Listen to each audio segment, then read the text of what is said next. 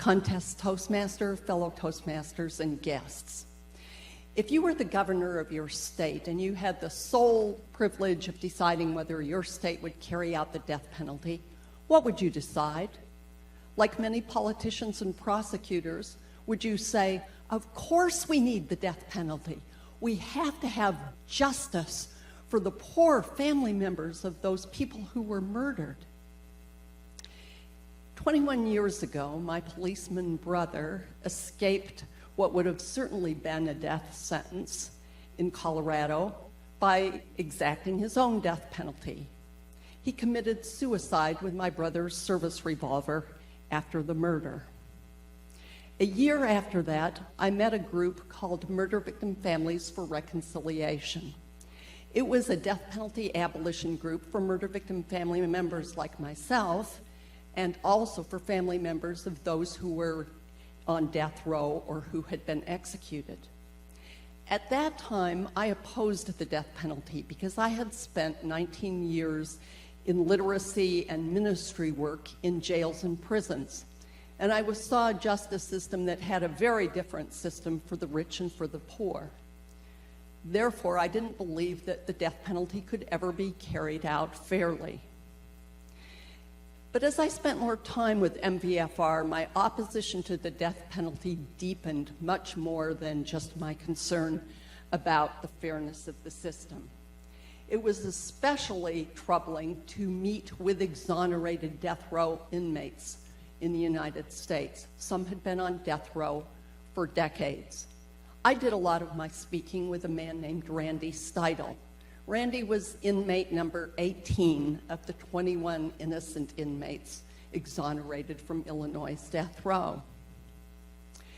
As I studied the issue more, I learned that there was no good evidence that proved that the death penalty was a deterrent to serious crime. And I also found that states that carried out the death penalty spent way, way more money, much more money, on the death penalty than if they sentenced each person to life with no possibility of parole. Every death penalty is really two cases, not one. The first to prove that the person committed the murder, and the second to decide whether the death penalty is an appropriate punishment. And so, in a death penalty case, murder victim family members have years and years to relive the murders as legal challenges and appeals wind their way through the courts. And sometimes when the death penalty stands, there still is no execution. But the biggest problem that I had with the death penalty was the violation of my own Christian faith.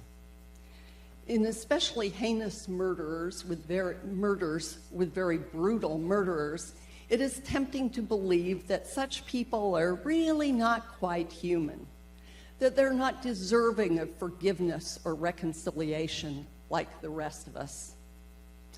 As outraged as I was at my brother's killer, I still knew that he was a person created in the image of God, a person whom Christ died for, a person whom God loved just as much as he did me.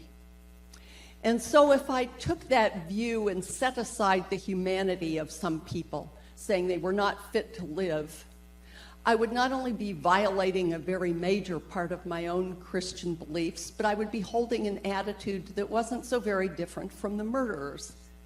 When they murdered someone, they didn't see that life as very valuable.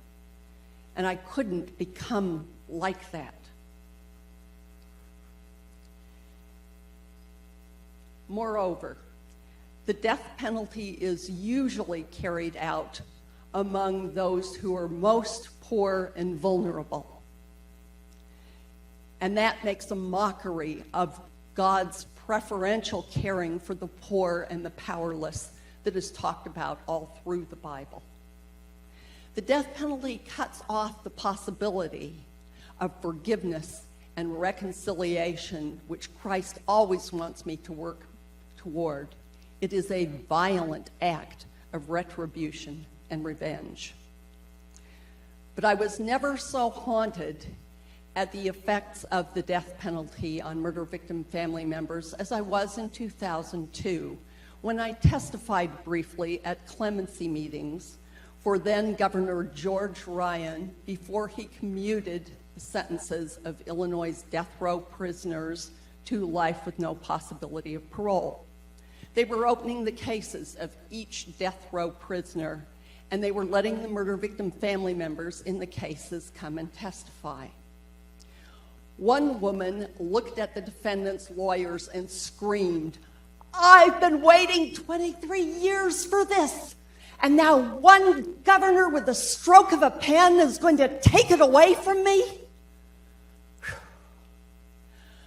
I looked at that woman and I was heartsick for her and other murder victim family members like her who had been hanging on for years for the hope that this execution was going to bring them peace.